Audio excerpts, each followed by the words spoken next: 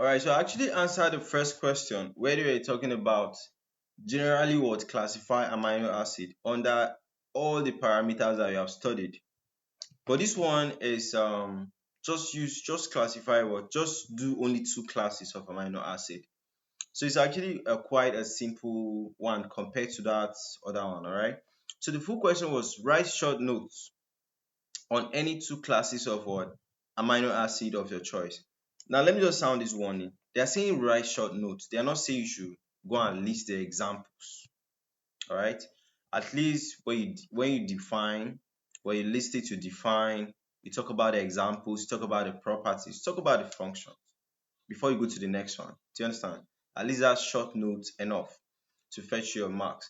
So we'll just be discussing, since they said two classes, we'll be discussing aromatic and be discussing what um basic.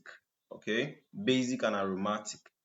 So for the aromatic ones, we said that these aromatic amino acids are characterized by the presence of an aromatic ring in their structure. All right, so this is the aromatic ring, right? This one. So just learn how to draw an aromatic ring. It's very simple, has six sides. All right, so when you put one slash here, you jump here. You put the next slash here, you jump here. You put the next slash here. That's how I do and I understand biochemistry structures, right? So examples of these aromatic amino acids include what? Phenylalanine, tyrosine, tryptophan. Fine. What is the properties of these aromatic ones? All right. So they're actually non-polar. They are hydrophobic. They are water heating. All right. They have a planar and ring-shaped structure. They are involved in various biological processes like what? Neurotransmission and hormone regulation. All right.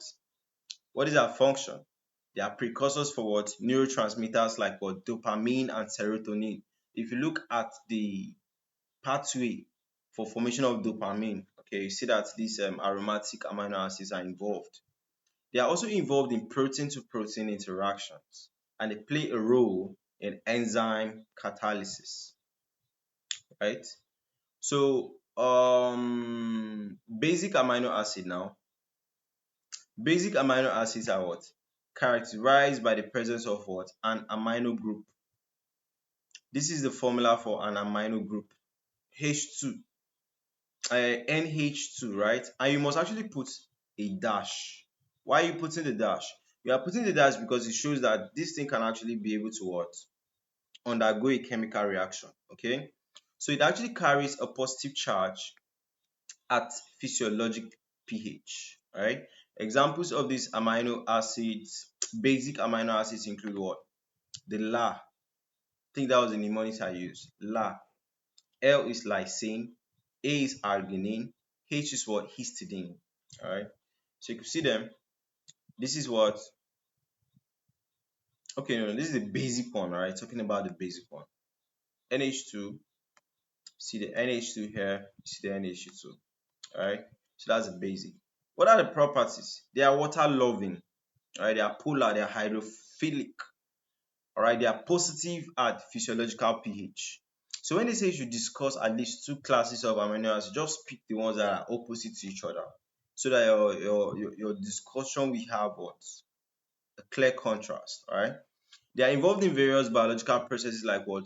Protein DNA interactions, enzyme catalysis. What is the function? They are involved in protein nucleic acid interactions. They play a role in enzyme catalysis. They are involved in what? Cell signaling and regulation. All right. So that's it for